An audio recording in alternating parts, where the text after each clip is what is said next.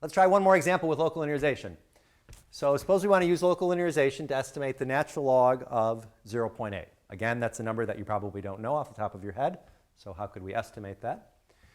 Well, I think our function would be a good choice, would be natural log of x. And then what do you think your a should be? You can pause the recording, think for a second about a place near 0.8 where you know the natural log. And I hope you would agree that it is at a equals 1.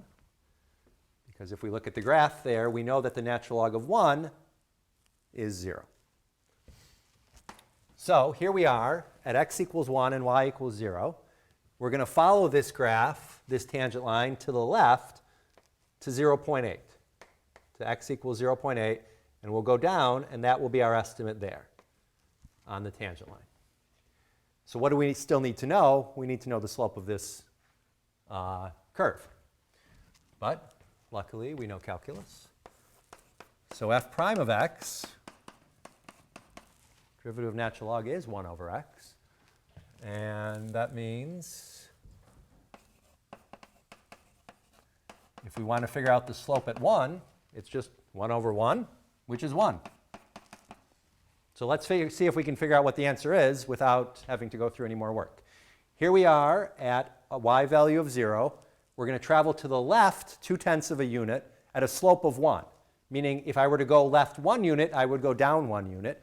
So if I go to the left 2/10, I will go down 2/10, and therefore this answer, our estimate, should be negative 2/10, negative 0.2. Let's do the formula just to confirm that. So we've got f of x is approximately f of 1 plus f prime of 1 times x minus 1, right?